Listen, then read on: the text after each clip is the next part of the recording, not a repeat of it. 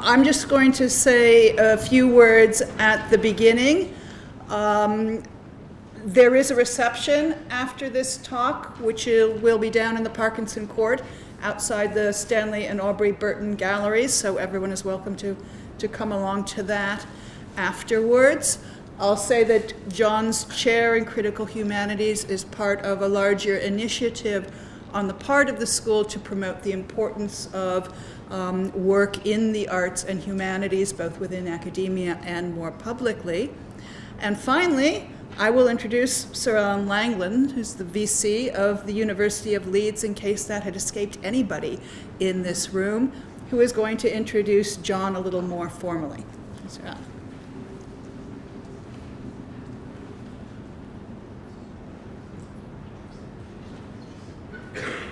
Well, thank you very much, Catherine. I'm much more familiar with chemistry than the critical humanities, so I almost feel compelled to kind of launch into a discussion about the periodic table, but which is just above the door, and is almost as it was 30 years ago, as I remember, with a few changes. But I'm not going to do that. It is a great pleasure to welcome you all here, and to welcome our inaugural lecturer. Especially warm welcome, therefore, to John, Professor John Mowitt, our new chair of Critical Humanities, who joins us from the University of Minnesota. John has a varied and very distinguished career as Professor of Cultural Studies and Comparative Literature at the University of Minnesota, and that was right up until kind of a few months ago, 2013.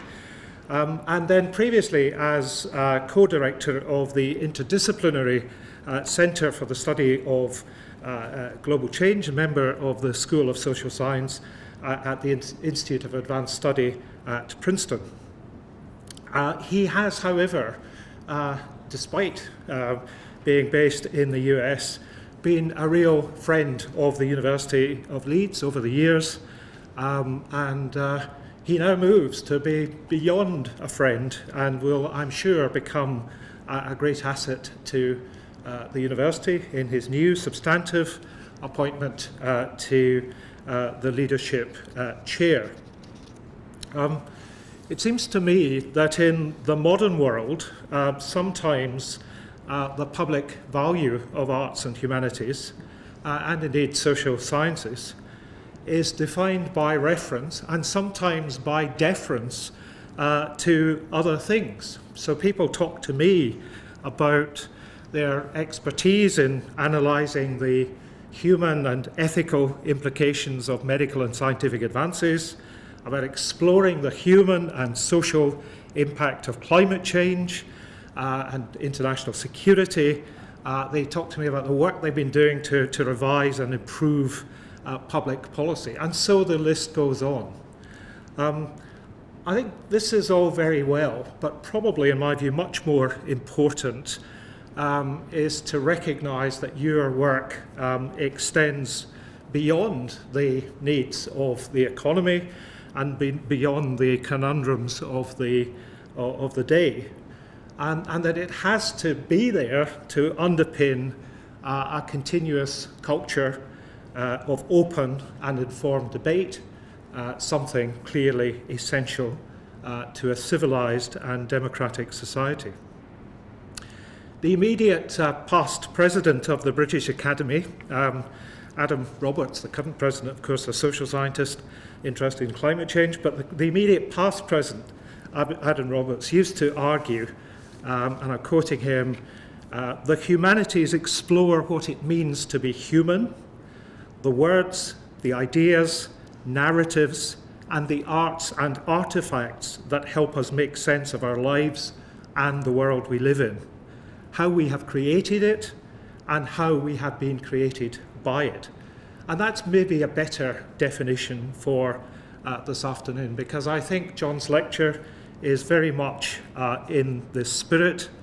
I ask you to welcome Professor John Mowitt to the University of Leeds, and we look forward to his inaugural lecture. Thank you very much.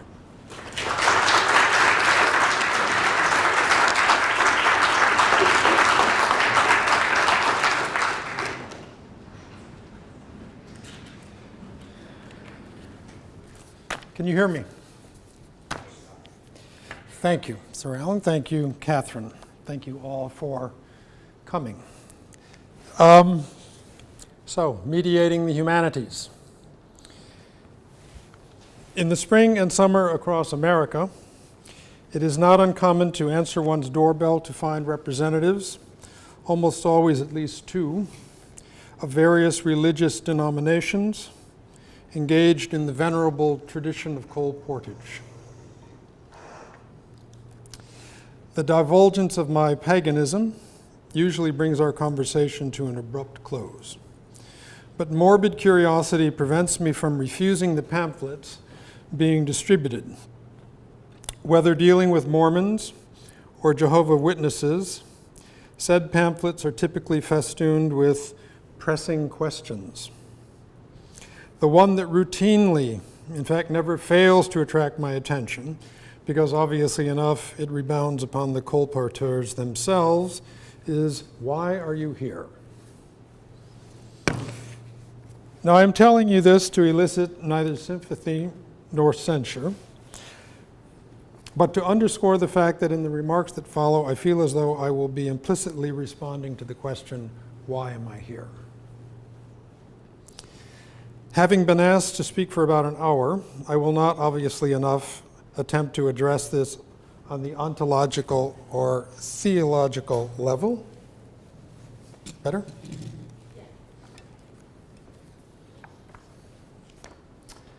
But on a more professional, thus manageable level. Rephrased accordingly, the question might be, why am I here occupying the leadership chair in the Critical Humanities? A rephrasing that solicits not only an account of why my application was successful, but I suppose more immediately an account of what it is that I think is at stake, intellectually and institutionally, in modifying the noun humanities with the adjective critical. In effect, the animating question is less the existential one, and more the one typically heard blaring from the mouths of my parents. What on earth do you think you're doing? Expletives deleted. As the blurb announcing the talk makes clear, I want to approach this question by thinking about what I've called mediating the humanities. Let me explain why. If, as the blurb declares, the current crisis of the field of the humanities is distinctive in appearing endemic, that is, as part of the very nature of the humanities, and if this crisis now seems to have afflicted the very social legitimation of the university, then I will propose we need to ponder what ties the medium of the university and the field of the humanities together.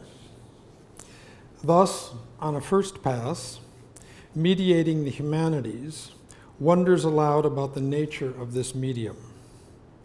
And, as is characteristic of work in the humanities, perhaps especially of work in the critical humanities, any question asked of the medium of the university quickly and of necessity becomes a question about the nature of mediums and media in general. In other words, can we make any sense of the tie between the medium of the university and the field of the humanities without thinking through how a medium mediates what it channels or otherwise transmits? Yes, that is a rhetorical question, the answer to which is no. Before going further, and because it has been haunting me throughout my career, a bit more detail about the current crisis of the humanities. Although succinctness is hard to come by in such an endeavor, a few points can be sketched in a preliminary way. All bear on the matter of value, and all might be construed as answers to the question, what is the value of the humanities? And each point represents a different way of articulating what could be called the fall or decline in value of the humanities. The first point might simply be designated by the term cultural. Whether one agrees with Terry Eagleton and others, the moment of theory, a moment he confidently dates from the mid-60s to the early 80s of the last century was a rough one for the humanities. In effect, under sustained pressure from a long list of isms, for example, feminism, Marxism, structuralism, post-structuralism, critical race theory, queer theory, Freudianism, and post-colonialism, to name only the most salient ones, the value assigned to the humanities by a figure like Matthew Arnold, namely that the field sheltered and transmitted the sweetness and light vital to the all-or-nothing struggle against anarchy, effectively disintegrated. His account, initially pitched into the social fray of the post-Reform Bill settlement, stood exposed as, to invoke the epithets of the day, classist, sexist, racist, Eurocentric, and horror of horrors, logocentric. The moment of theory made the Arnoldian account of the value of the humanities utterly untenable, and not merely for academics, as the energy that was finding expression in theory was also flowing in the movement politics that extended well beyond the university. It is easy but wrong-headed to forget that May '68, long recognized as the seedbed for theory, was centrally defined by a struggle over the French university system. Even if one prefers to treat the Abbé reforms as a pretext for hooliganism, the fact is that the considerable pressures brought to bear on the French state necessarily articulated the medium of the university and the work of theory in the field of what the French call les sciences humaines. Later, chiefly American Arnoldians, such as Alan Bloom, William Bennett, Lynn Cheney, or Dinesh D'Souza, all recognized this and did so in a state of panic. The second point can be designated using the term economic. Although I affiliate with the party of those who believe that neoliberalism, as demonstrated by the 2008 global recession, has failed on its own terms, there is no denying the fact that the cold logic of privatization has extended its reach almost as far as that of the commodity itself. It is not simply that national or public institutions are undergoing life-threatening readjustments. More pernicious still is the enormously cynical suspicion now cast on the very notion of the public domain. The earlier pleonasm, public good, has in fact now become an oxymoron. I'll not pause here to explore the causal factors at work in this development, fascinating though they are, for I want to turn directly to the matter of how privatization in particular has affected the value of the humanities. The effect has the look of a bald-faced contradiction. On the one hand, it is clear that the flexibility and teamwork pervasive in the contemporary work world require prospective employees to be not only broadly skilled, techno-savvy, culturally sensitive, emotionally resilient, possibly even multilingual, but also intellectually prepared to face routine retooling and retraining. It is not uncommon to hear that employers are not therefore looking for workers with highly specialized skills that the next economic downturn might make obsolete. Instead, and one hears this from the mouths of management gurus like Peter Drucker, what is needed is the kind of general or liberal education one receives in the humanities. On this construal of the value of the humanities, sweetness and light has given way to sweetness light, the intellectual equivalent of aspartame, but at least the field is officially still valued, if in strictly instrumental terms. On the other hand, privatization, especially as it has expressed itself in the financing of higher education, and I am thinking here of the withdrawal of national or public subsidies that are prompting the precipitous rise in tuition and fees, both here and elsewhere, privatization has produced a massive and sustained disincentive for students to receive the liberal educations employers reputedly favor. Specifically, the generations who might be the future bearers of humanistic knowledge increasingly simply cannot afford to study this knowledge at university. Precisely due to the widely and tenaciously held view that few employers, and even academic jobs are withering, will hire anyone with a humanities degree, no one will risk assuming the debt burden of higher education to end up with no means by which to service that debt. Students and their parents are not idiots. They can see that under the pressure of privatization, the university, as I've said, the very medium of the humanities, must be viewed primarily through a vocational lens. And yet, when peering through this lens, what one sees is not the flexibility and adaptability thought to be cultivated by humanistic instruction, but the bleak zombie paradise that lies out there for students who emerge from university armed with humanities degrees. Under these circumstances, the value of the humanities is virtually nil, or at best, to use a somewhat discredited vocabulary, merely ideological. A third point, predictably enough, might then be subsumed under the heading of the political.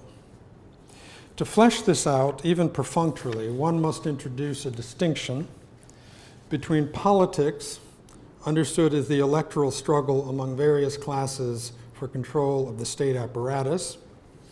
In America, this struggle is confined to a contest among various factions of the middle class and those individuals recently baptized as corporations, and what I and others call the political. Politics as opposed to the political. That is, the struggle, at once discursive and material, to designate and give expression to the needs, the interests and desires that electoral politics tap, channel, and purport to represent in the struggle over the state. Many theorists have floated versions of this distinction, perhaps most recently in the work of Jacques Rancière, and it is palpably before us in the world's populisms that from both the left and the right challenge the very legitimacy of government in the name of things like corruption or nannyism. Interesting, to my mind, is not the fact that the American Tea Party embraces both libertarians and Wiccans, but that this embrace touches precisely upon forces vital to, yet thought to be ignored and derogated by politics. How then does this bear on the current crisis in the humanities? I want to make 2 points. On the one hand, from what I have called the standpoint of the cultural crisis, one can see in the moment of theory that among many other things, it appeared at a period in which profound and grave questions were being asked about the very nature of needs, interests, and desires. Among those questions was the matter of whether such phenomena could be expressed or represented at all, and if so, whether they express the needs, the interests, the desires of distinctly individual subjects. In effect, in dislodging the Arnoldian settlement, theory undercut the value of the humanities as a locus for thinking the political, not by rushing to affirm some construal of the apolitical, but by increasing, that is, complicating the distance between an emergent savory darkness, perhaps the unrepresentable itself, and the class struggle as imagined by Arnold. If needs, interests, desires do not arise from individual subjects, who then might be the agent of politics? The solution later in the 19th century offered by Marx, namely that of class as the agent of politics, brilliant though it was, produced the headache of sorting and thus organizing the difference between, in Georg Lukács's famous terms, actual and imputed class consciousness. On the other hand, as my remarks about the abbey of the forms imply, this development went hand in hand with the privatization of the medium of the university, in effect creating an open channel, not between the political and politics, but vice versa, between the struggle over the state and the practices of knowledge production, practices that, among other things, wondered long and hard about how needs, interests, and desires found expression in the objects attended to by the humanities. Theory found its footing here not simply because the Arnoldian humanities could not grasp this moment, but because this incapacity had become part of the way the humanities existed as an institutional and therefore political entity.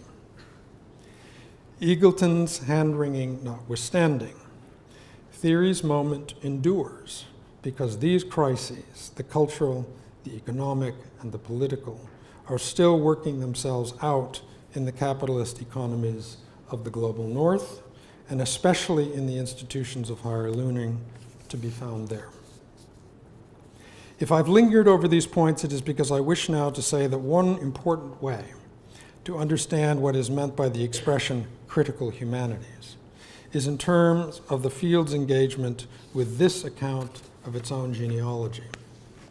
The point is not that the humanities now needs to be critical of the immediate circumstances producing its crisis. This is what I call defending the humanities. Rather, the field needs to develop more radically the resources of self-criticism. That is, the capacity to think and engage its complicity in the permanence of this crisis. This means being critical of the very rhetoric of crisis, and doing so with critical urgency. In my remaining time, I want to unpack, as one might a suitcase or a library, what is freighted in that last sentence, being critical of the very rhetoric of crisis and doing so with critical urgency.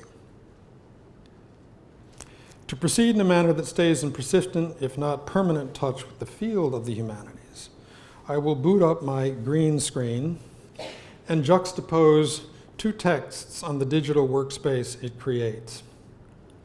The first of these is a text written by the late Paul de Man called Criticism and Crisis from 1970. And the second, a text written by John Guillory, Genesis of the Concept of Media from 2010. Those familiar with these thinkers will know that they knew one another. Both were at Yale University in the 70s and early 80s, and although Guillory could have been de Man's student, he was not. Moreover, in Guillory's highly influential intervention in the American Canon Wars, the book titled Cultural Capital, he devoted a lengthy chapter to what he calls there the lessons of Paul de Man, later the title of a special issue of Yale French Studies marking the passing of de Man in 1984. I will have more to say about this relation in what follows, but for now let me signal my awareness that since de Man did not live to respond to Guillory, these remarks will assume the rhetorical form of an apostrophe, that is, the calling up of the voice of the dead and the staging of a telephonic, because one-sided, dialogue.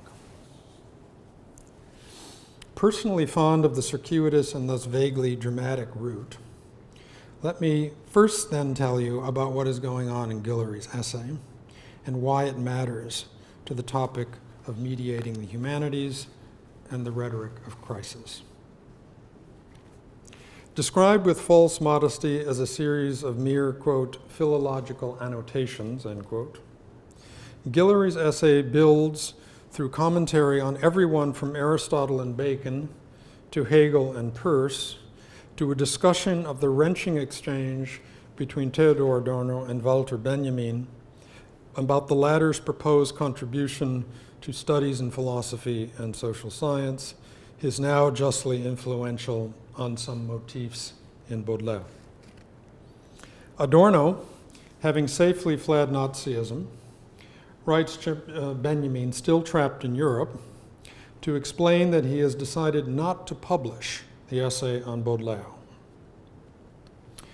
The moment in this exchange that draws Guillory's attention appears in a letter from 1938, in which Adorno famously writes, quote, "The materialist determination of cultural traits is only possible if this is mediated through the total social process," end quote, adding, quote, "To express this another way, the theological motif of expressing things by their names tends to switch into the wide-eyed presentation of mere facts. If one wanted to put it rather drastically, one could say that your study is located at the crossroads of magic and positivism. This spot is bewitched. Only theory could break this spell," end quote. As the language here might suggest, the role it plays in Guillory's exposition is tied up with the appearance here of the word mediated. In fact, if Guillory builds to this exchange, it is precisely because it ties the proverbial bow on his genealogy of the concept of media, a genealogy that seeks to establish how, within the Western tradition, the concept of media, not the media, was long and fatefully sought, but remained foreclosed for reasons his philological annotations attempt to adduce. Because this genealogy matters to what I have to say about mediating the humanities, it bears elaboration. Although the careless reader might not notice, at the core of Guillory's genealogy lies a twist. Specifically, he puts a twist on the concept of remediation, introduced into the critical literature by J. David Bolter and Richard Gruson. In their hands, remediation extends the proposition advanced long ago by Marshall McLuhan, to wit, the content of every media is other media, and let me stress this emphasis on content. Bolter and Gruson extend this proposition by deploying the concept as a way to think the specificity of so-called new media. In their eponymously titled study, Bolter and Gruson are at pains to show that digital platforms allow, via the logic of convergence, one to assemble messages by crossing and recrossing the mediums McLuhan, via his formula, the medium is the message, regarded as the content of those messages. Guillory's twist involves two maneuvers. First, he breaks the tie between remediation and the new media. Then he argues that remediation, whenever it occurs, has the effect of making the medium of any communication materialize, that is, both assume material form and come to matter. To clarify the significance of this argument, I want to turn briefly back to the exchange between Adorno and Benjamin. For Guillory, it is crucial that this exchange transpires in writing, letters sent back and forth between friends, and that these letters be about the matter of remediating writing, Benjamin's manuscript, through print, that is, through journal publication. What Adorno writes is that Benjamin's writing will not become print because it lacks a concept of mediation. Although Guillory doesn't put it this way, this is an especially sadistic retort because the limits of writing as a means by which to mediate the social totality effectively materialize in the writing-printing distinction, and yet these limits are characterized in the rejection letter as a conceptual problem, the very problem that printing, the putting of written messages in circulation for debate through the mechanism of a journal, would help redress. In effect, Adorno conflates and thus misrecognizes the relation between medium and mediation. Aware that this leaves much still obscure, I will flesh out Guillory's genealogy of the media concept in a bit more detail. It suffers, as will soon become apparent, from over-reliance on the philological Bible of the Oxford English Dictionary. But this also provides his analysis with a useful because conspicuous grounding in print. Like many before him, among them Martin Heidegger and Jacques Derrida, Guillory cues his discussion by drawing our attention to Aristotle's On Interpretation, where, in an effort to grasp the parts of speech, Aristotle advances a tenaciously influential theory of language. In effect, he sets up two relations of representation. First, he says that spoken words are the representations of thought, adding that while people use different words, these words represent the same thoughts, a founding gesture of Western humanism. And then he says that written signs are representations of spoken words, in effect, the representations of representations. All this is familiar enough, but what Guillory stresses is that Aristotle is not yet thinking about communication.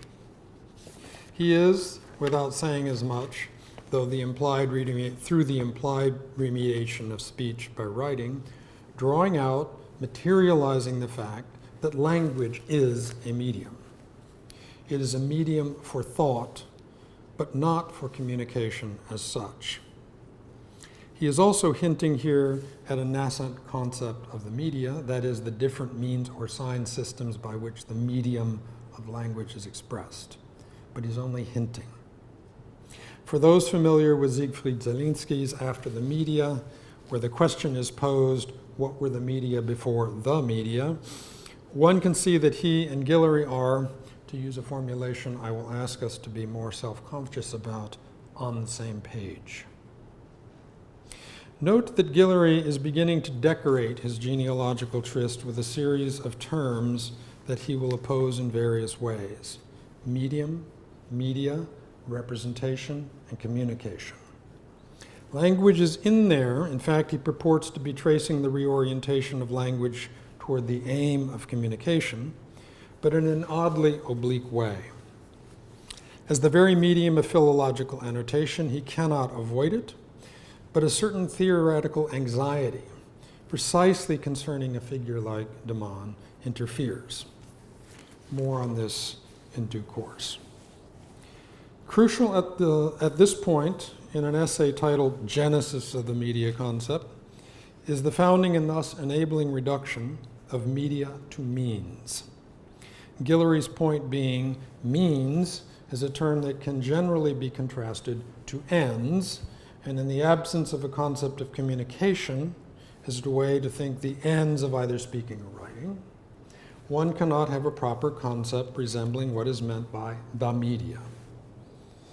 As if anticipating our astonishment about this claim, Guillory reminds us of a key distinction between eloquence and communication that mattered in and survived the classical period. Eloquence, or rhetoric, did indeed have communication in the form of persuasion as an end. But while this might suggest that rhetoric rendered speech a medium and language a communications media, what was crucial in eloquence was the suppression of the speaker's beliefs and desires. Eloquence would otherwise degenerate into bold manipulation. Communication, by contrast, was left to point to a form of speaking that was precisely about clearly and directly sharing one's needs, interests, and desires with others. Nevertheless, what later comes to be designated by the media bears the traces of this philological maneuvering. To demonstrate this, Guillory flashes forward to the first of his several authorial pairings, Bacon versus Hobbes, where one finds two rather different evaluations of printing, a technology unknown to Aristotle, and one that in remediating writing materializes its status as a medium of expression. I will accelerate my commentary here as the crucial concepts are in play, But I want, in a gesture of parabasis, to note that Guillory's discussion gestures towards something essential. This being that the language problem, so dexterously and fruitfully deployed in theory, is irreducibly tied to the media problem, and, just as essentially, vice versa. As is widely known, Bacon regarded printing, along with the compass and gunpowder, as one of the defining helps of humankind. Indeed, he invokes printing, even the printing of his own text with the imperial frontispiece, as the model of the sort of practical innovations being called for in the Great Instauration. What impresses him most about printing is that in standardizing otherwise hopelessly individuated chirography, printing gives writing access to a public sphere in which ideas can spread. Printing, as it were, strengthens the hand of communication and allows Bacon to not only recognize its character as a medium, but to grasp its identity as an organ of tradition. Indeed, his insight here props up my own formulation regarding the university as the medium of the humanities. Hobbes, by contrast, was suspicious of printing and counseled monopolistic control of it, fearing that it might be, as we say, weaponized in the war of all against all. Sketching what Guillory regards as a fateful tendency, Hobbes once again advocated on behalf of speech, and did so precisely because it was not a technology, but a philosophically significant memory device. Language as speech is here again rendered as a medium of representation, and one that could foreclose or otherwise deny its technical character. If I, following Guillory, designate the conflict between philosophy and technology fateful, this is because it both enables and suspends the vexed concept of mediation. Two more of Guillory's authorial pairings bear brief comment. The first, between John Locke and John Wilkins, the latter best known to many as the unnamed source of the Chinese encyclopedia, invoked through Foucault's allusion to Borges at the beginning of The Order of Things. In many ways, Locke fuses Aristotle and Bacon. Words are the representation of ideas, and we should thus attend carefully to our words in order to communicate them, that is, exchange ideas. What is truly distinctive here first appears, however, in Locke's despair in the inquiry about having to discuss words at all. He writes that he hoped he wouldn't have to, but ended up realizing it was unavoidable. This broaches the enormously important problem of words as a medium of potential distortion. And Locke is thinking about this both in terms of representation, my ideas might be unclear to me, and communication, my ideas might be unclear to you. For Guillory, it is decisive that the tie between words and communication be coeval with the problem of distance and distortion. He perceives here the seeds of the widely held notion that communication, especially mass communication, is manipulative or misleading, in a word, false.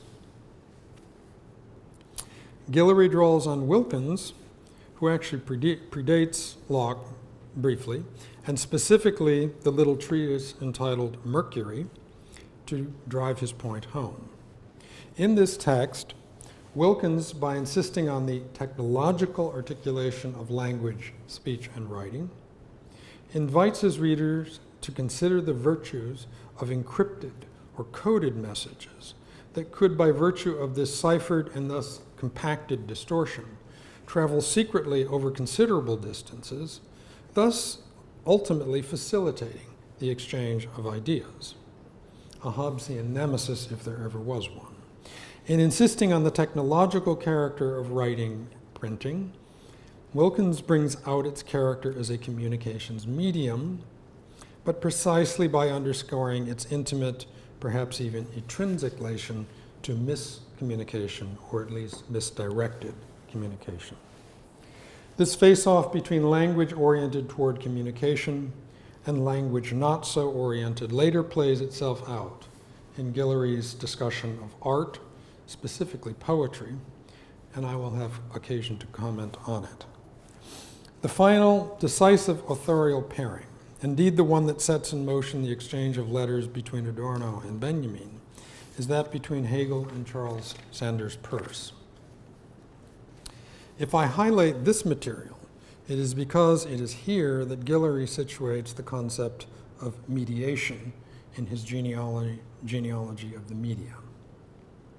Turning first to Hegel, Guillory notes that mediation is deployed at both the macro and the micro levels of his system.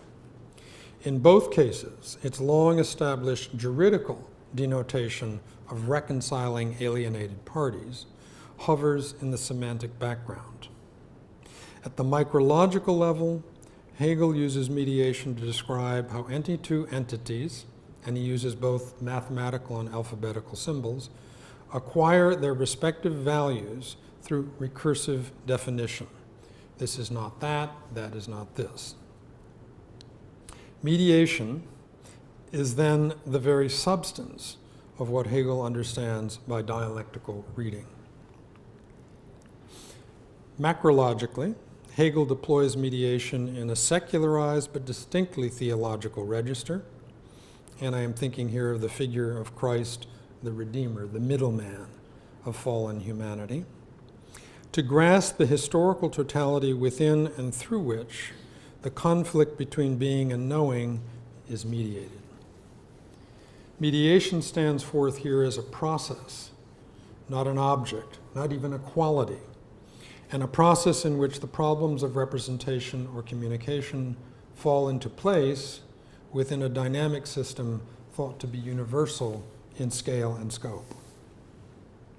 To dart back to Locke, the question for Hegel is not whether words accurately represent ideas here or now, whether for you or for me, but whether they do so from the standpoint of the end of time, that is, once and for all.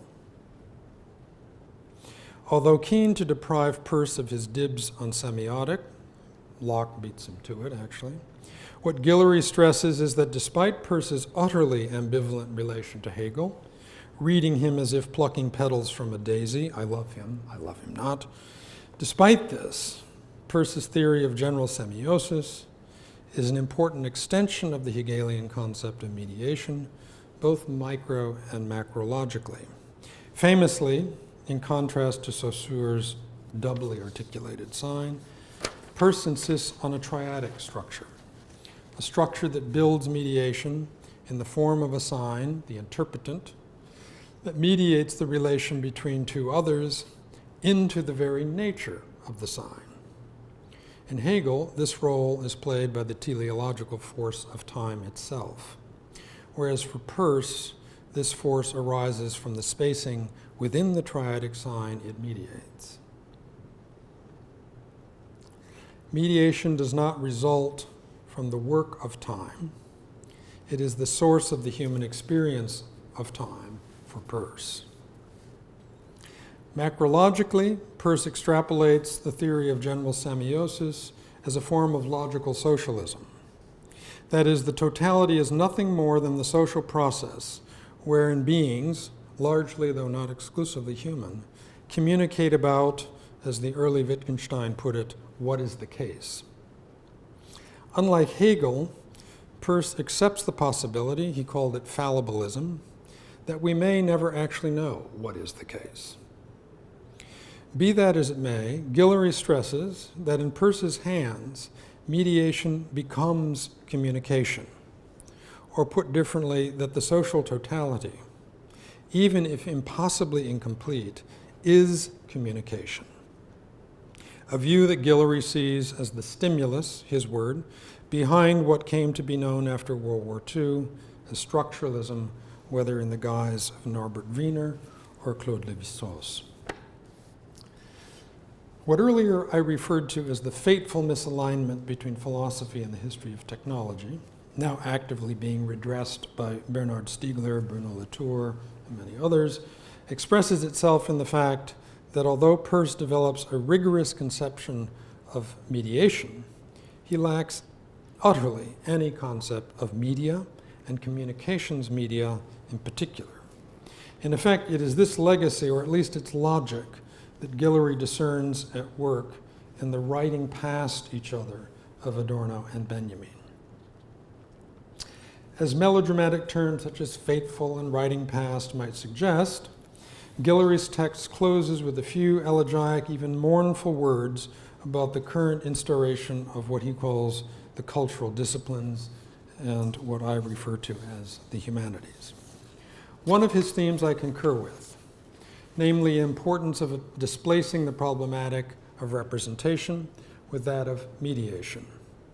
But his reluctance to think more directly about the Baconian theme of the organ of transmission seriously limits its analytical force.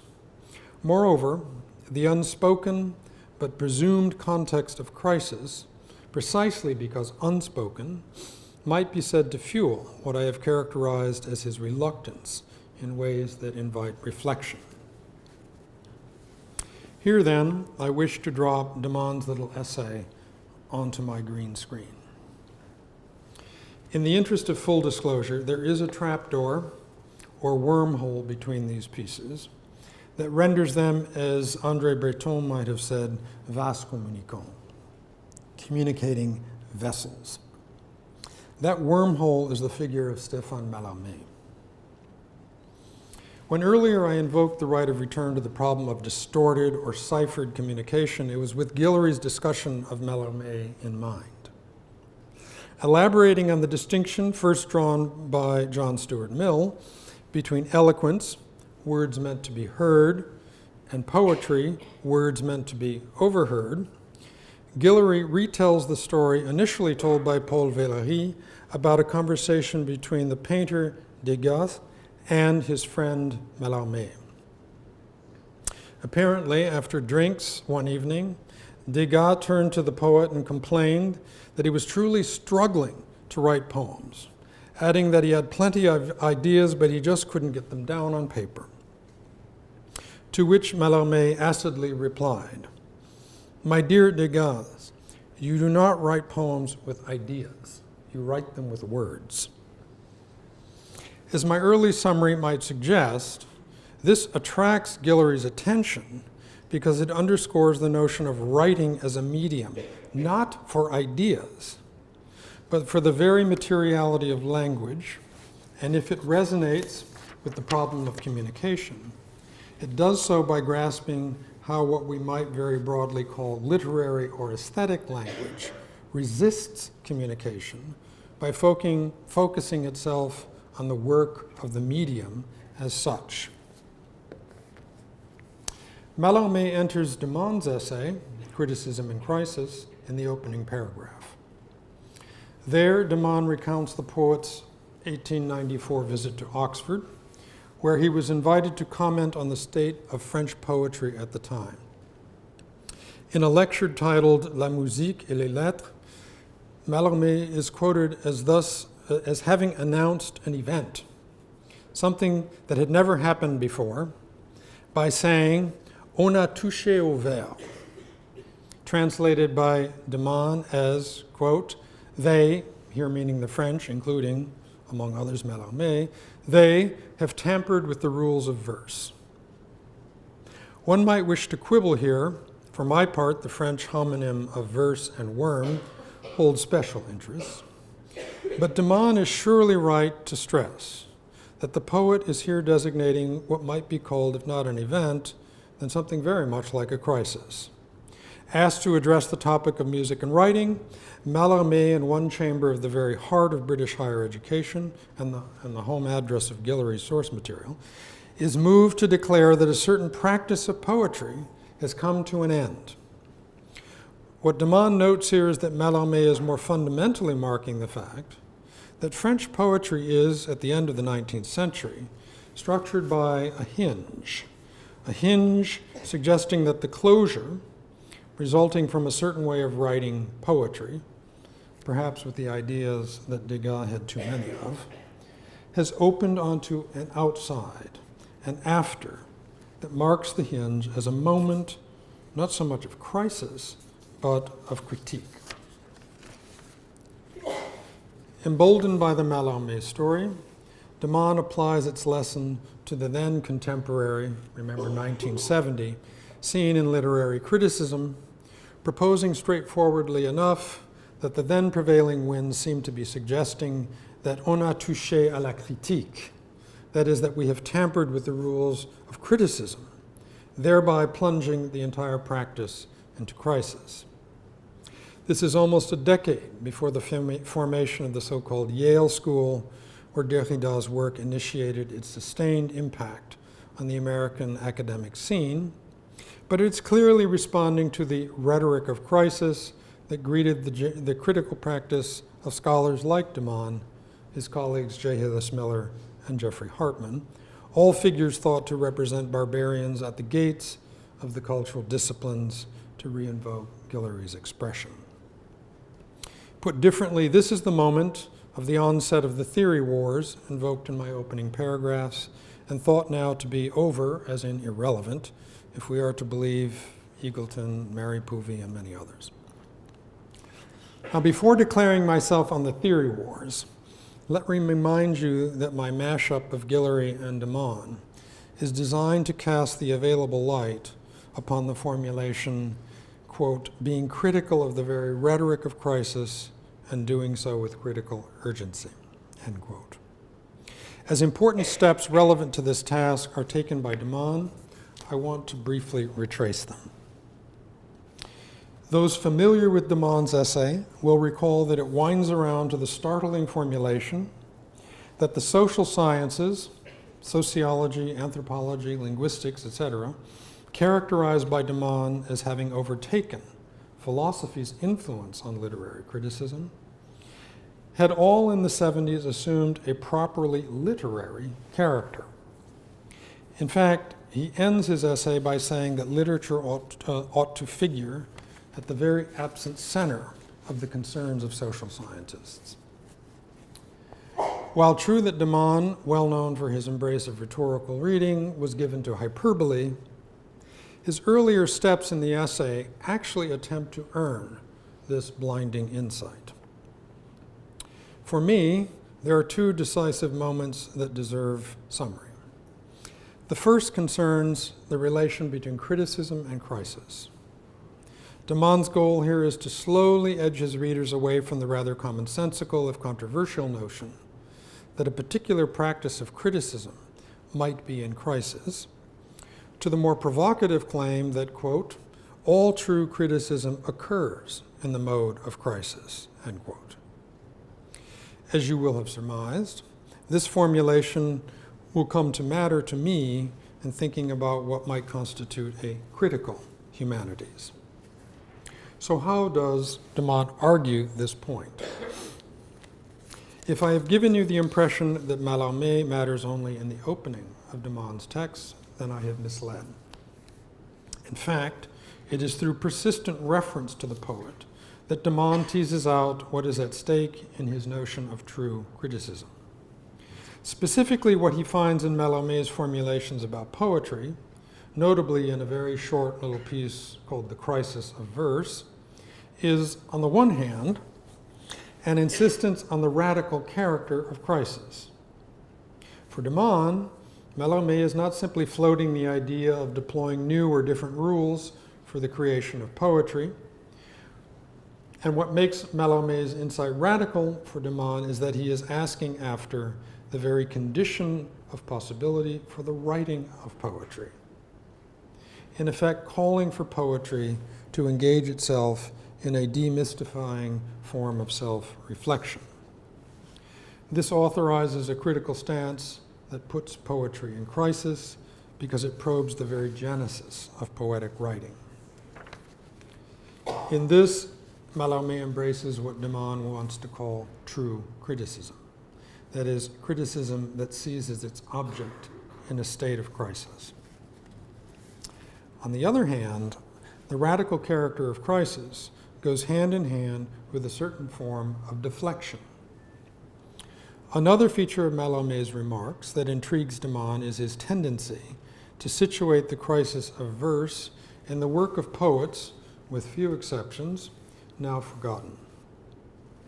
This authorizes a now rather banal reflection on the perspectival character of crisis, but out of it emerges a formulation that bespeaks the logic of a collection of essays entitled Blindness and Insight, namely what de Man notes in Mallarmé is the rather systematic way in which he fails to recognize that he's talking about his own work, and in particular, the encounter between his critical writing and the poetry whose crisis it seeks to understand. This implies that true criticism is, in the very gesture of radical self-reflection, clouded, or as I have said, deflected. As one might assume, this leads de Man to the proposition that the rhetoric of crisis is structured by a founding mystification. Thereon follows a discussion of demystification and the deplorable, even tragic fact that it is itself the most acute form of mystification, but I will restrain myself from summarizing its results. Instead, I will retrieve from Criticism in Crisis the second of its blinding insights that I wish to drop next to Guillory's discussion of the genesis of the media concept. This occurs in the closing pages of the essay, where de Man is commenting on Edmund Husserl's text, Philosophy and the Crisis of European Humanity, a lecture delivered in Vienna in 1935. This discussion belongs where it is in de Man's text because it is meant deliberately to bookend the evocation of poetry that opens the piece. And not surprisingly, given his assertions about the frayed relation between poetry and philosophy, he discovers in philosophy, at least in its phenomenological incarnation, the confounding rhetoric of crisis at work. De Man's reading strikes two chords, only one of which he allows fully to decay. In the first of these, he establishes clearly that Husserl is calling for a philosophical response to what Adorno's and others would later call the triumph of instrumental reason, as embodied in the scientific method and the drive toward applicability it invites, bringing home, as it were, the Francis Bacon.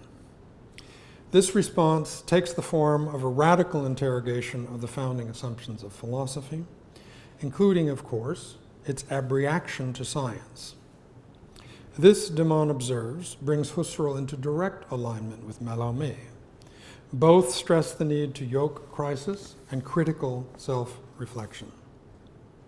Now, this is what I'm calling the first chord that de Man strikes. The second is struck when, in characteristic de Manian fashion, he wonders aloud whether Husserl's lecture actually does what it says.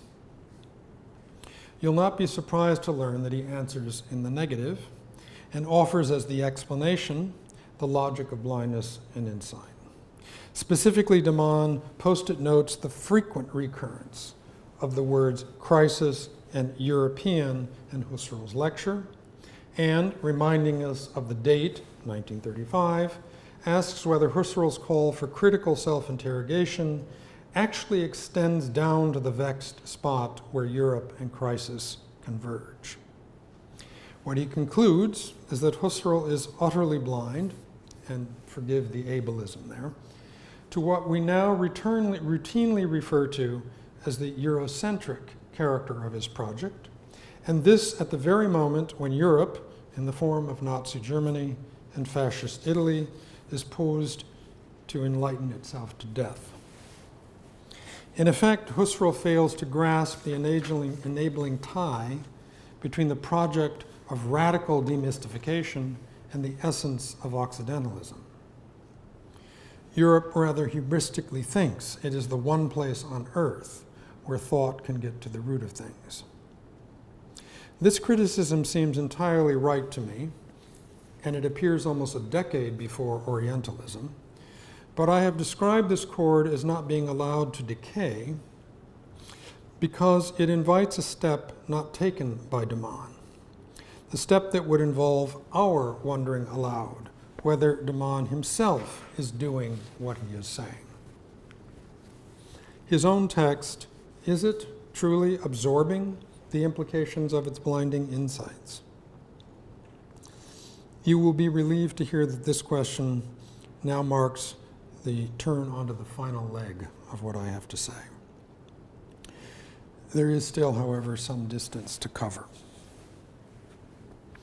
Although the theme of demystification in Criticism in Crisis is introduced in relation to the topic of true criticism, its paradoxical character, the fact that strict adherence to the credo of demystification is its own form of mystification, is deployed by de Man to set up the closing salvo on literature to which I have already referred.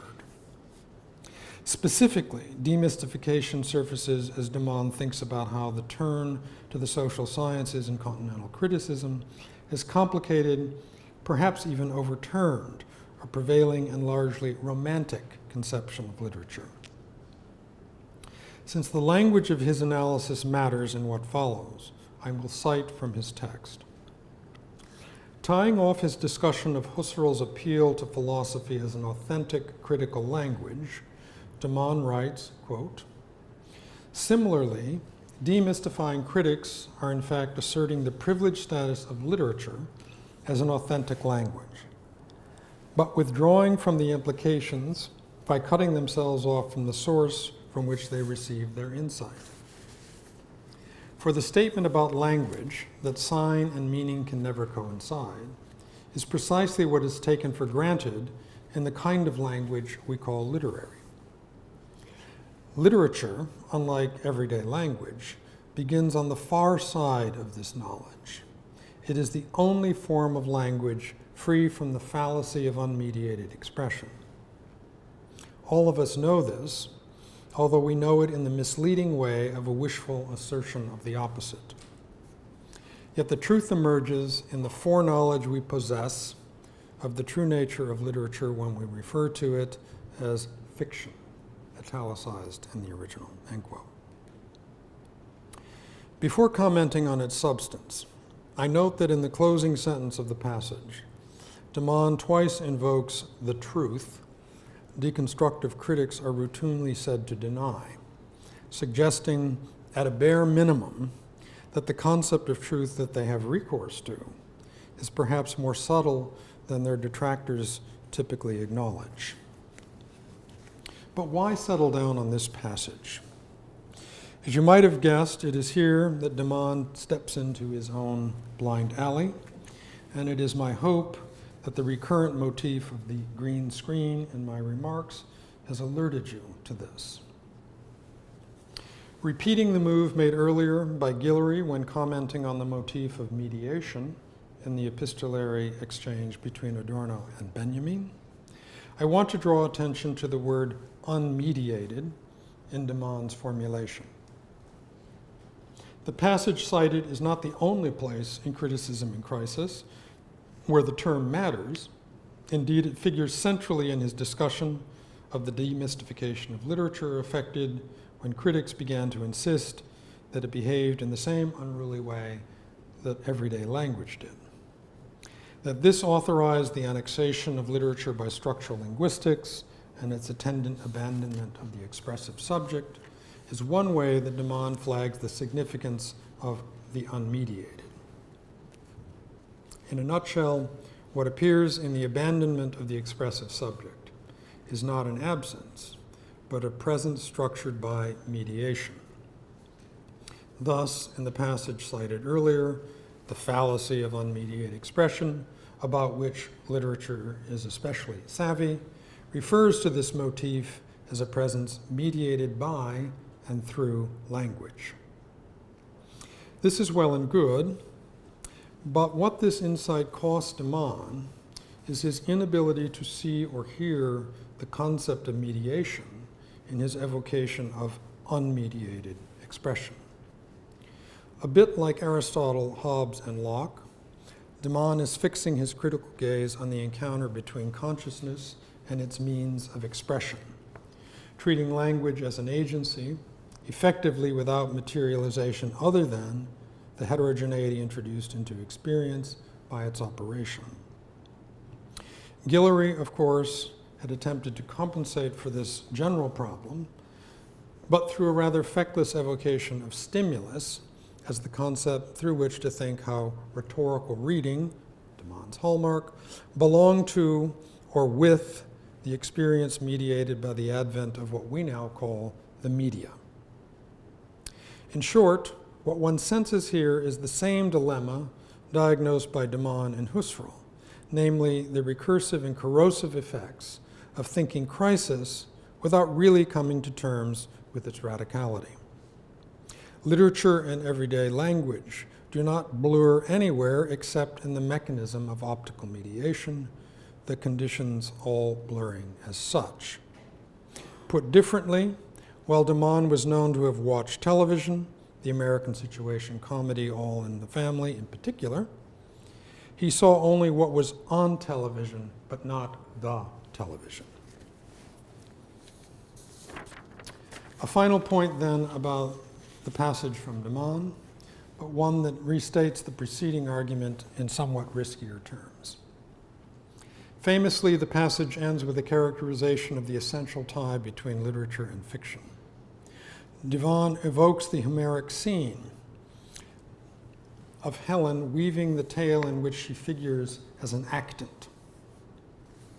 True to the principles of rhetorical reading, this moment of ekphrasis is conditioned by the etymological resonance of the term fiction, resonance that sooner or later points one toward that which is fashioned with one's fingers, Latin fingere, and thus to Benjamin's delicate metaphor of the pot marked by the potter's hand.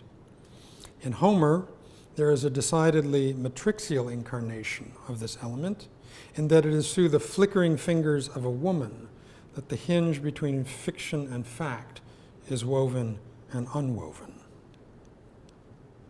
Now, for those of you aware that a green screen is crucial to digital filmmaking and television, specifically in allowing, as it were, the weave of CGI and so-called live action, then you will have seen and heard the other related term that de Man did not, namely the digital, which is, after all, the more direct way to seize hold of the finger in Latin.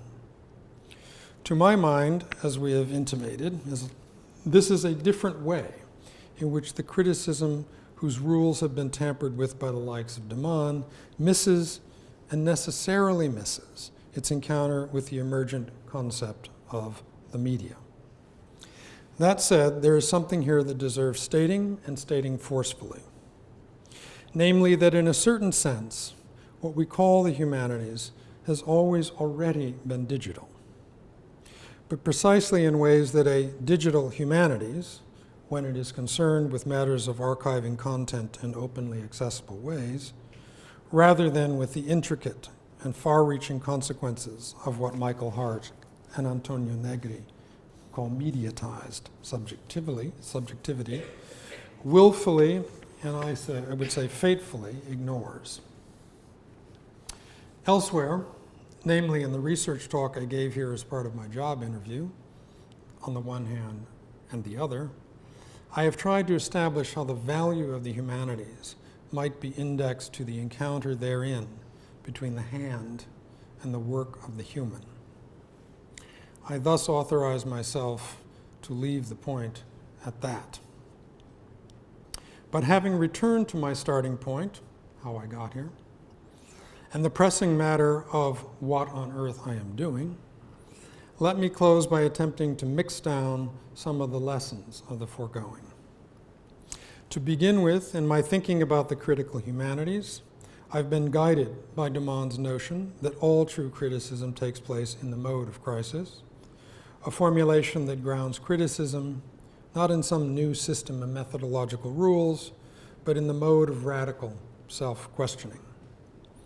Thus, if the field of the humanities can be described as critical, it is because its work is taking place in the mode of crisis. When earlier summarizing the cultural, economic, and political dimensions of this crisis, I offered a weave of intrinsic and extrinsic forms of this crisis. If, however, one draws the conclusion, as I do, that the field of the humanities is this crisis, and that this crisis now engulfs the university as such, what then precisely follows? Here I am obliged to lay my theoretical cards on the table. If earlier I argued that the work of theory was undone, that its moment was still with us, it is because the challenge to the founding ideology of the humanities, namely the humanism decried by everyone from Fanon to Louis Althusser, has acquired a heightened urgency. On the one hand, the structuring binaries of humanism have achieved a very different level of complexity. The inversion that overturned the founding hierarchical binary of the human and the divine, where the human struggled for redemption in the face of a sovereign other, has fanned out into a series of contending and contentious alterities. Human and savage, human and machine, human and animal, perhaps even human and plant, have all provoked an urgent rethinking of the place and the significance of that which is other to the human. At issue is not the familiar one of the human being other to itself, that is, defined through the constitutive exclusions of race, class, gender, and sexuality, but rather the perplexity of an indistinction between the human and the other that leaves both difficult, if not impossible, to think in the available frames of intelligibility. In short, the other is no longer ours, and we are not its. On the other hand, the universalism presumed and legitimated by humanism, now putatively expunged of its Eurocentric particularity, is reemerging, or at least struggling to reassert itself, so that the demands of theory, that is, its recourse to nouns coupled with definite as opposed to indefinite articles, for example, the university as opposed to a university, have some intellectual purchase on matters of concern. There is perhaps no more symptomatic expression of this situation than the oft and various deployed concept of the event, a concept meant to think the general form of the absolutely singular. This cannot be done without some appeal, whether explicit or implicit, to the explanatory force of the universalism strewn among the ruins of humanism. Wherein, I would suggest, lies the attraction of Spinozan immanence in contemporary cultural criticism. So a critical humanities thinks the humanities not as a field besieged by enemies, although in some sense it is, but a field practicing criticism in the mode of crisis. That is, a field working to think the general and radical limits of the human. However, insofar as this work necessarily engages the convergence of the humanities and the medium of the university, it cannot take refuge in Demand's blind alley. It must insist on the problematic of mediation, both in terms of struggling to think and give expression to the unreconciled parties of the state and its public, but more importantly, in terms of a theory of the biosocial totality that grasps its profile as a delocalized network of communication, and on that basis makes educated guesses at an effective geopolitics of knowledge. As Hart and Negri say, in a mediatized global order, the burning political question is not access to communication, but the discovery or creation within its incessant hum of a common solitude through which to formulate something worth sharing with others, something of value.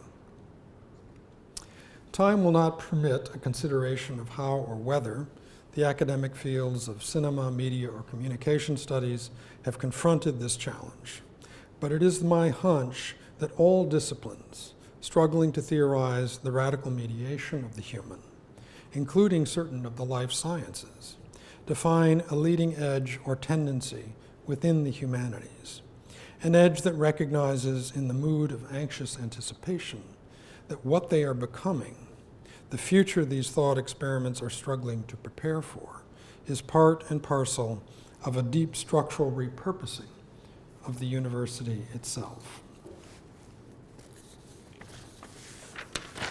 So to end where I began, why am I here?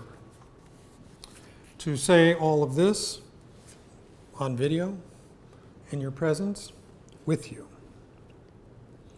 What on earth am I doing? I am, of course, inviting you to join me in this work, the work of the Critical Humanities, but I am also asking you to share with me what my insights, paltry though they may be, have prevented me from seeing and thus saying. Thank you.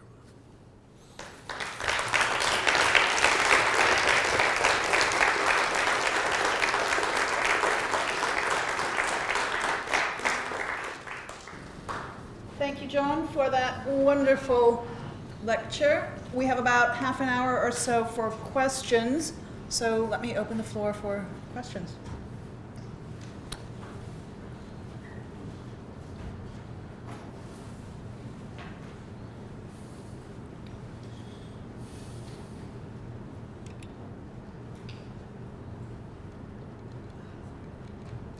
Griselda?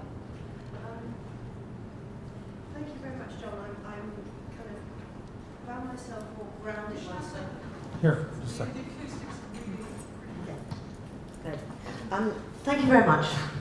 I found myself a little bit more grounded once we got through Dunan, I have to say. Yes, I know. Hard work, but that's obviously why the foundation is there to get them. It seemed to me I grasped two critical questions, which is, one seemed to be to do with obviously language, this insistence on Right. it's not just a vehicle of communication. The other is on having something to communicate, which seemed related to the final point that you got to, which is that the other is no longer ours and we are no longer the ours of others, so that we are so interestingly decentered, but we are then still engaged in some project to say something. Mm-hmm. I mean, put those two bits Mm-hmm. together. Mm-hmm. So I wonder if you could say just a little bit more in that way, because you touched on this question of value.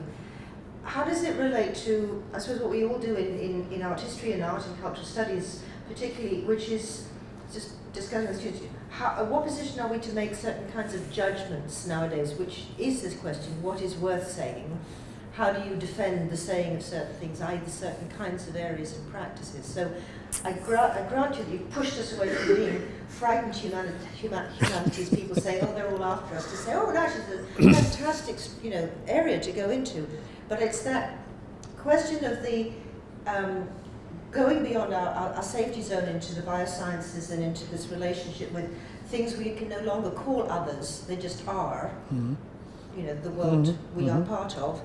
Huge imaginative leap, but also with the sense of where language comes, which used to be the great definer of some boundary between the sort of the thinking subject that we used to call the human subject and what is not. Right.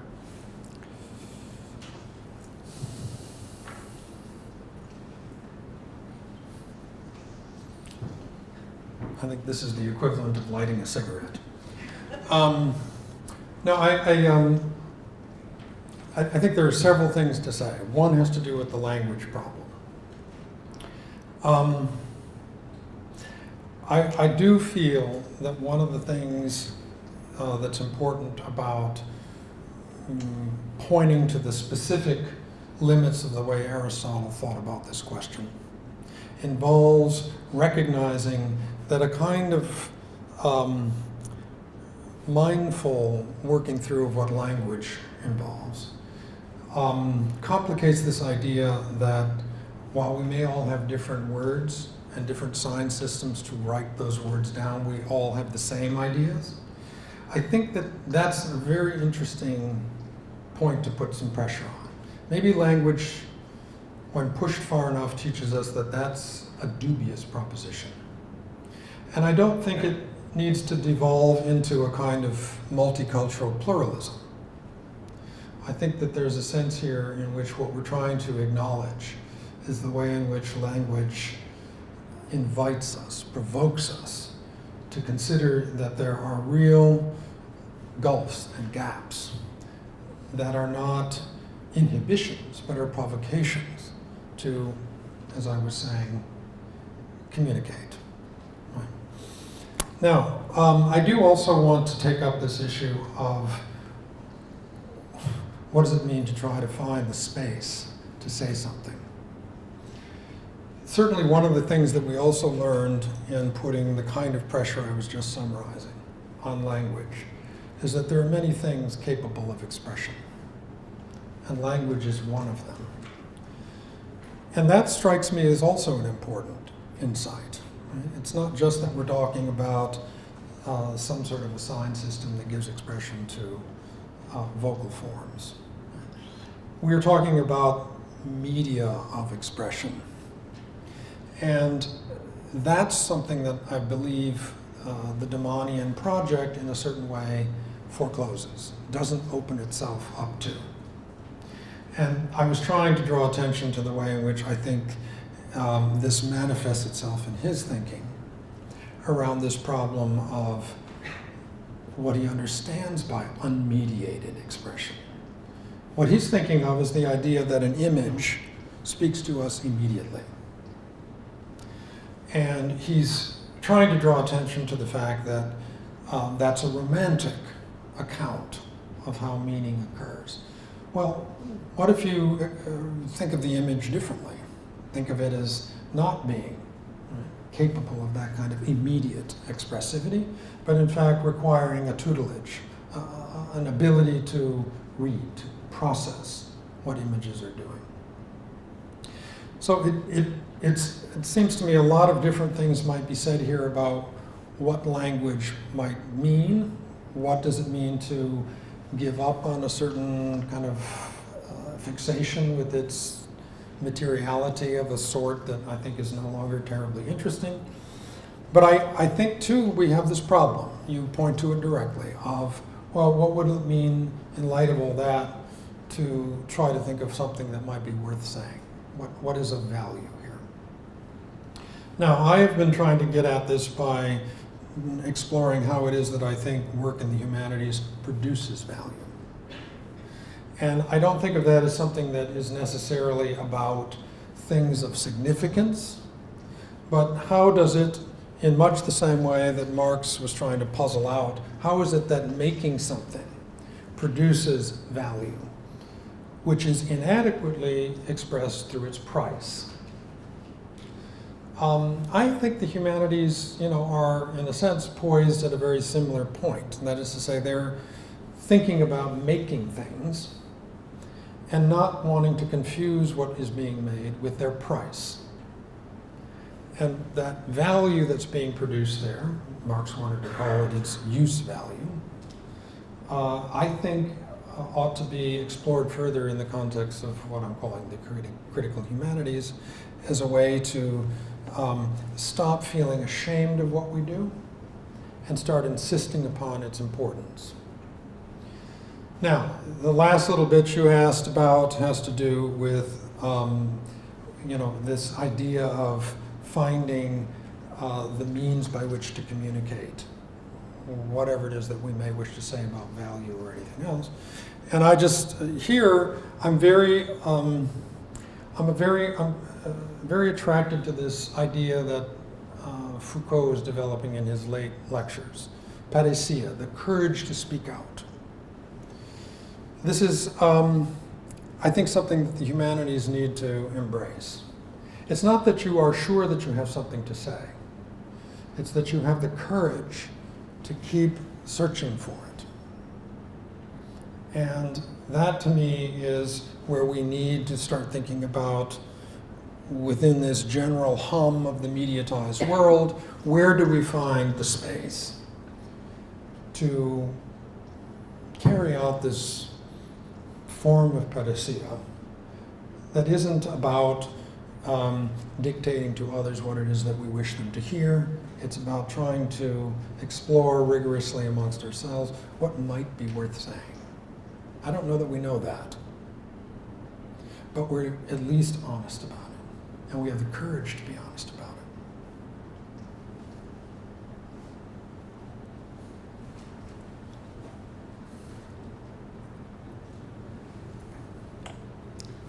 David, I'll take it. Can you get that up there? Just a minute, David. What? I was really taken out. It strikes in my memory your confrontation of Degas and Mallarmé. And Mallarmé's comment to Degas that we didn't make poetry out of ideas. If I could apostrophize Degas in your spirit, he might well have retorted that you don't make paintings out of ideas, either you make them out of painting. And I just wondered whether you could produce your thinking into the practice of visual production alongside literature.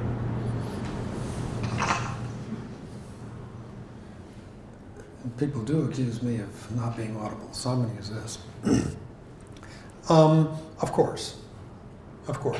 And I think, I mean, what's important to bring back into the picture there is the fact that this is being culled from a text actually written by Paul Valéry, who is reporting on this conversation. And in the conversation, all we hear is this one exchange. Valéry makes sure that we understand, right, that this is a version of a point that has been being made in many other places, including in thinking about somebody like Cézanne. Isn't he figuring out that, in fact, what do you paint with but paint? And how do you form, but with paint and with the surface that the paint sits upon? So he's totally attuned to this idea that there is something very particular about that exchange that isn't worth restricting to the exchange itself, but sort of elaborating as a general way of trying to draw attention to the medium of expression in the expression. And that could be done in many different settings, absolutely. What none of these figures are quite getting tangled up in is this problem of modernism and how we would want to think about whether that has some important relation to modernism or not. And I mean, that certainly would be a conversation that in a more art historical setting would be very important. So just to say, Valéry is already narrowing our focus down, Guillory's even narrowing it further, but that the resonance of this exchange certainly has implications for media other than that of language. Now, I also think that Degas could justifiably have replied to Mallarmé, oh yeah, words, but it's not like you don't have any ideas. And that retort complicates the matter in an important way, right? I mean, is it that we are literally no longer thinking when we're writing poetry? That's the implication. But Guillory, he underscores an important thing. That part of the way to think about something going on in poetry has to do with that kind of really basic manipulation. I mean, obviously, Mallarmé is saying you're worrying too much about what you're thinking about, and you're not thinking carefully enough about saying it.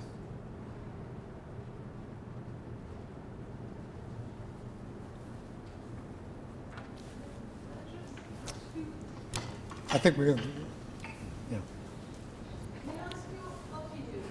My opinion? Your opinion on art criticism, the space for art criticism, in relation to what you said, all criticism takes place in a mode of crisis.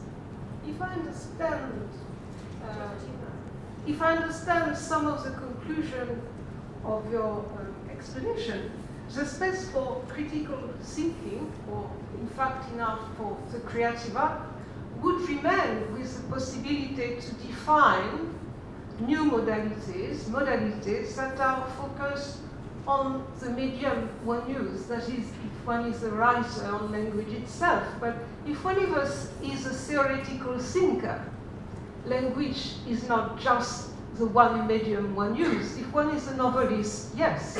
But if one is a theoretical thinker, so where do you think this could evolve? Where would remain the critical act that is really creative? Where is creative thinking going in your perspective?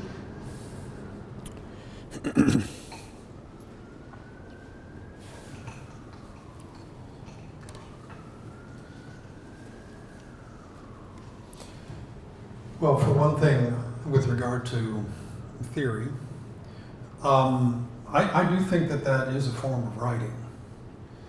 And as a form of writing, it works with this question of to what extent it wants to take seriously the potential of written forms to occasion creativity.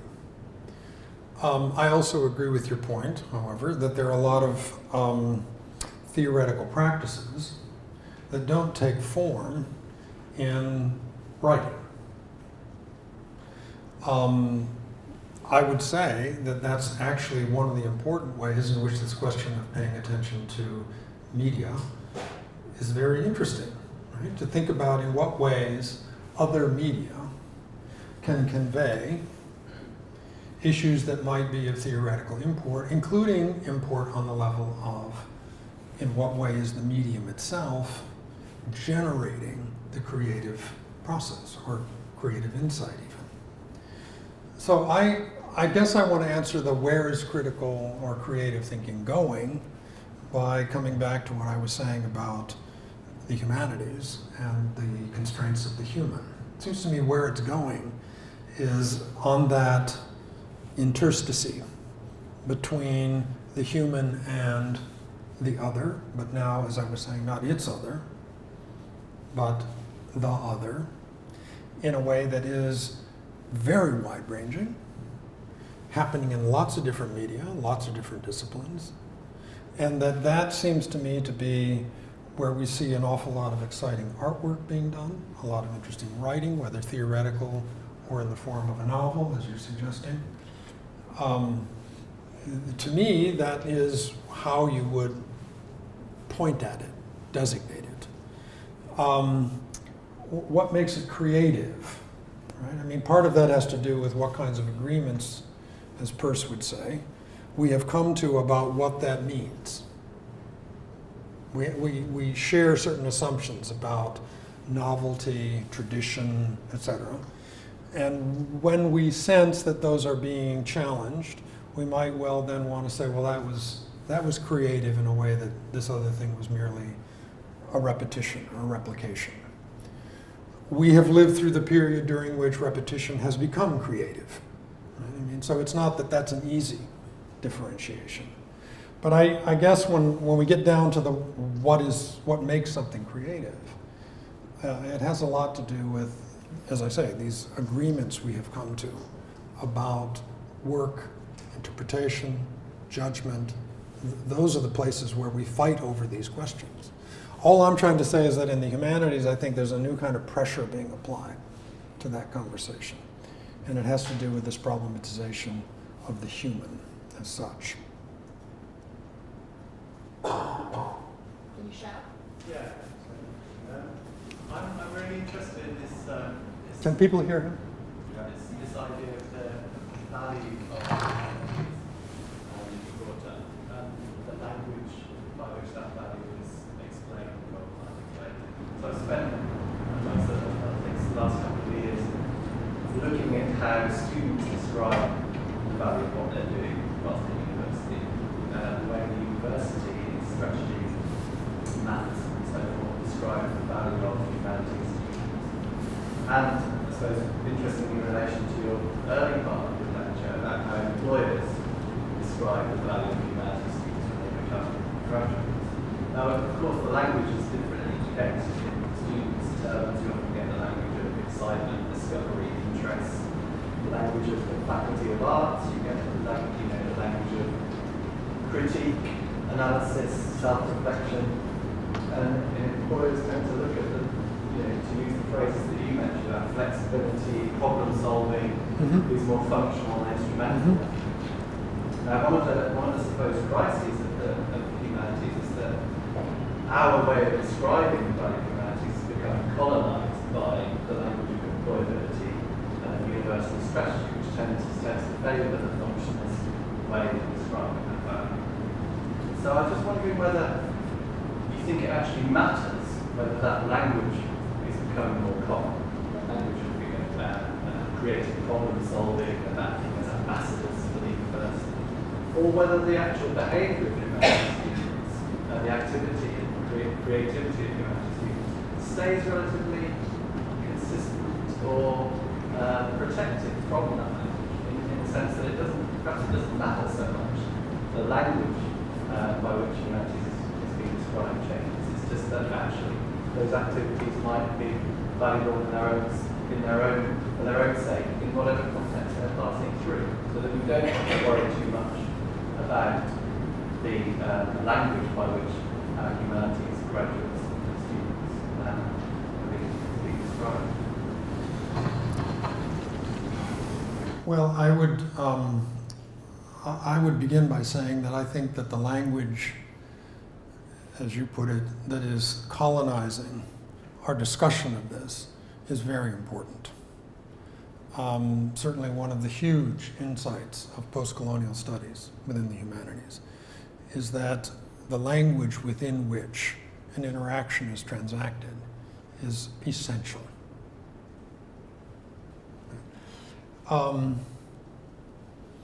I think that what's important, nevertheless, is not to be reactive. In other words, not to address that by saying, oh, you misunderstand us, oh, stop colonizing us. Okay? What's important, again, as was important in the context of the struggle over colonialism, is to develop another way, right? To move in a direction that is about defying that relation, but not in the sense of apocalyptically and suicidally ending, right, the relation. Now, that produces all kinds of difficulties with how to move forward from some point of disengagement, etc. But it just seems to me that, yes, the language is crucially important. I just don't think we should waste any more time trying to find a way to sell, there's a piece of that language, what we're doing. I think the idea is to be doing something with excitement and passion and integrity that people go, hey, what are they up to? And that to me is where we need to direct our attention. Sir Alan and I had a quite interesting conversation just last week about how do you measure impact. And that to me is very centrally where the game is here, right? It's not trying necessarily to say, well, we have different impacts than others. It's what's going on with this concept of impact? How do we measure? With what purpose? Who takes advantage of the result? Right? To me, that's where the humanities and this kind of questioning, right, in the mode of crisis, I think is really pushing us. It's asking us to explore the fundamental assumptions about how we not only describe ourselves, but especially how we are described by others. And not only described, rewarded, sustained, or not. If I can be allowed to interrupt from the Open University, I've got a basic question and a point I think that might be interesting to think about. I found that the talk very stimulating, very interesting. I was quite interested though in that your resources seem to me to be that kind of school of the Yale critics, the American school of a sort of textual philology. And it seems to me that the thinking about media and mediation might have a different kind of inflection if one thought that through a step of materialist conversion from Marx to Gramsci to Althusser and Delancey, where ideas are instantiated through institutions and practices. So in that sense, it's there's a different kind of way of thinking about this, which sees from the outset that the point of mediation as being connected to various kinds of media. And a key reference for us here, for instance, as opposed to extends between Raymond Williams on that, as a key thinker who was thinking alongside the kind of, at the same time as the people he was talking about, but he was thinking very much across precisely media, mediation, and ideology. So it seems to me that that's a different way of coming at that, and I'd be interested to know what you think about that. The other point I'd just like to raise quickly, it seems to me that I was interested in the point that you make about the hand and the anthropology of the human, and the whole, it has a very long history of thinking about the anthropology of the human around the hand. Some people have called it like a theory of culture, but that there's a kind of connection that's being set up now, I think, and you yourself raised it, which is to connect the hand to the digital. And so I think that there's a kind of shift that's taking place right now in the way that the hand's been thought about as central to the human, in the way it was conceived right from Engels onwards as about tool using, to the way it's now being thought about as keyboard bashing. And it seems to me that there's a central shift taking place there. The point I want to make about that, I think, is that I think that there's a real risk around the notion of digital humanities and the digitalization of humanity that's going on in so much contemporary thought, that we miss something really important. And that's that for every person sitting at a keyboard, there are 3 people somewhere in the middle wielding spades or carrying Hessian sacks. And so it seems to me that there's a risk in taking those metaphors of the hand and the digital to centre on, to create an anthropology that seems to speak to the humanities in our time, that we miss something very central that was in the earlier conception of the anthropology of the hand. I don't know if that makes any sense. It does.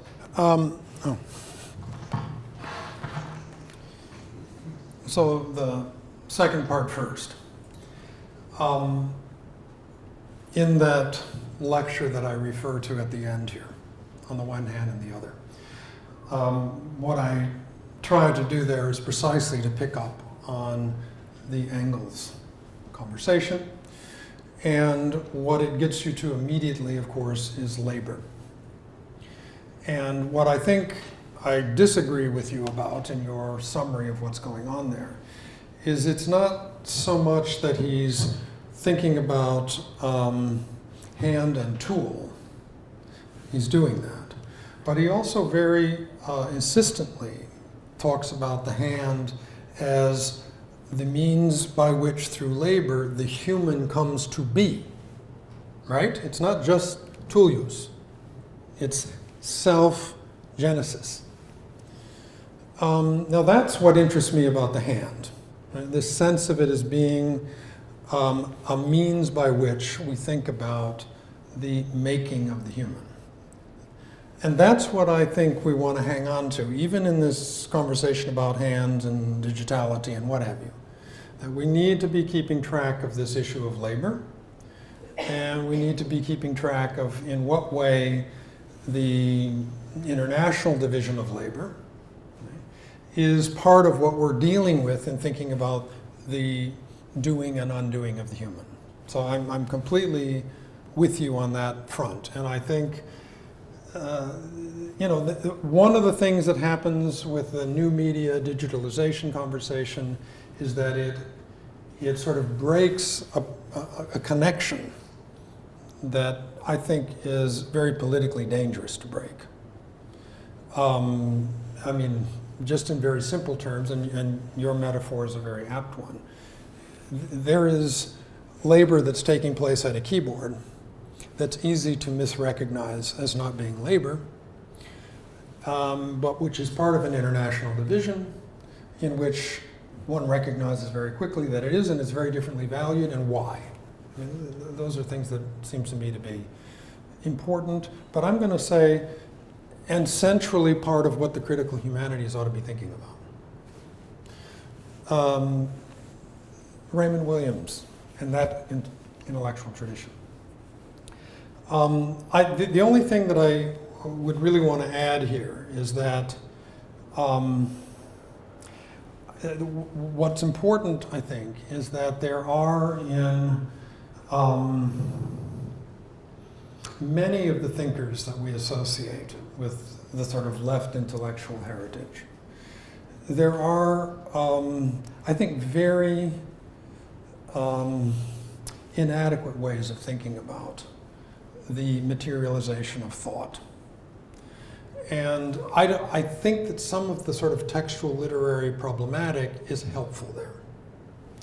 Now, Williams is an interesting character because I think he recognized that, and part of his project was to say, some of that kind of reflection aesthetic stuff that comes out of the left I disagree with because it doesn't get a hold of things that ought to matter in the context of, for example, literary expression.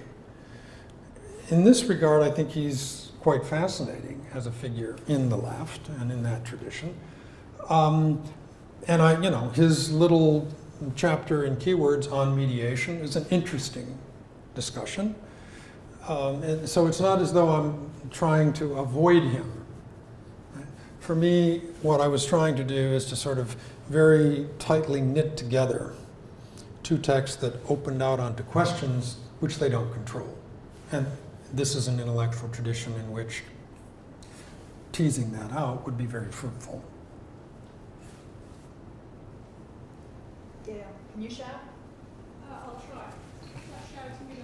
Yeah, okay. Given what you've just said, John, I'm interested then that you've not then pursued the idea of language as practical consciousness, which is, in a sense, relates back to what the tradition that Steve's just alluded to. I mean, it seems that that's, if you like, praxis-orientated, not necessarily self-genesis, but more self-transformative notion that the human is at stake in that notion. And it gives us a very different notion of language to the notion of it as vehicle, or even the modernist version of it as it were, the thing itself that must be sort of pushed through. And I was wondering, in terms of the sort of intellectual paradigms that you were working through, which were really sort of, challenging for us to think about and very productive, but one thing it put me in mind is maybe in the end, the crossroads you've taken to is not the one that Adorno and Benjamin are sort of worrying over. So we're not the land of magic and positivism, but whether it was positivism is deconstruction, or more precisely, pragmatism and deconstruction. I was wondering then that seemed to be the shape of the thinking of the question of mediation there. And for me, having perhaps worked through some of the traditions Steve's alluding to, but perhaps even thinking back earlier to Hegel and so forth, mediation means something entirely, almost like I'm in a different language zone there, to the one that we were thinking about here, which was very much, okay, so when we start, the discussion moves on into the debates around modernism, the arguments, the idea versus the communication, the medium and so forth. All very interesting, and an area I'm interested in. That's a very different use of the term mediation. And so the failure to speak takes us on to another level here, between thinking about mediation, which might be an interpretive mediation, historical mediation, a cognitive mediation, and so forth, as opposed to this mediation that somehow is hitched to mediatization or media. There was a sort of, for me, a fudging or maybe an interesting illusion that takes place there, but what was left off the table was perhaps for me, the question, certain central questions about mediation fall through philosophical traditions and the way those work their way through there, which gets us back to the questions of language as practical consciousness, potentially also back to some of Hegel's founding gestures, which is that ahitic speech and so forth, which I think perhaps we touched on before in your previous lecture. But there, if you like, the digital performs entirely other functions to the terrain that we're on, isn't it? To the deictic speech. Right. Monology is Right. Gets us into a whole different sort of ball game. So anyway, I'm not making a very clear point, but in a sense, casting a sort of a sense of almost different paradigms in which one's working at different moments, and then never mind Adorno and Benjamin's failure to, as it were, recognise one another's gist in their arguments. But there's also some way in which there's two very, very different sort of ways, maybe there's more, I'm sure there's more, but different ways of actually thinking the question of mediation and the question of language. And it's sort of interesting to find myself sort of like trying to grasp at what some of the elements you're talking about. So yeah, that's the metaphor I came up with. Well, I guess part of the issue, can you hear me? Part of the issue has to do with... We're facing the air conditioning thing here. Oh, all right. All right. Part of the thing for me has to do with precisely the status of practical consciousness in, I'm thinking specifically of Marx's texts. So that you will often hear him, as for example in the German ideology, using the concept of practical consciousness to sort of describe a historical development. And it takes the form of sentences that go like, initially, consciousness, right, was articulated as practical consciousness, meaning it was the way to experience together an activity of transforming the natural world into things which meet human needs. Initially. And then it undergoes a development. So that in a sense, at the very least, what we would have to do is think about, well, okay, if historically it has undergone some sort of a development, what is its, to use Williams's vocabulary, what is its residual force in whatever replaces it or subsumes it? And yes, I mean, there's a whole sense in which we would want to say that there's a lot of language activity that we're involved in that is practical in exactly the way that Marx understood. But I think he's also gesturing in that more historical moment to a kind of complication of that, that, as I've just been saying, leads us to ask, well, practical consciousness, language use in that but now in relation to what else? Historically, what else is taking place? And, that's the point at which I would say, it's very easy to invoke the sort of concept of, instrumental language, instrumentalizations, to say, well, that's what happened to practical consciousness. And I tend to disagree with that formulation, because it seems to me that what it implicitly does is devalue the idea that somehow language use ought to be abandoned when we're trying to figure out how to work together or fix a problem. And why would we want to do that? Is it the only kind of conversation we can have? No, and that's where the rub comes in. Right? There ought to be ways of thinking about language use that are not defined by practical urgencies. And it seems to me that this is exactly what's going on in this discussion about what de Man calls literary language. Language that is not designed for these kinds of purposes. Now, what I'm trying to stress, and here I think you and I are in agreement, that does not mean it's lost some practical or mediated form. Of course it has. The question is sorting out, well, what? And what is the impact, right, of mediation at that level?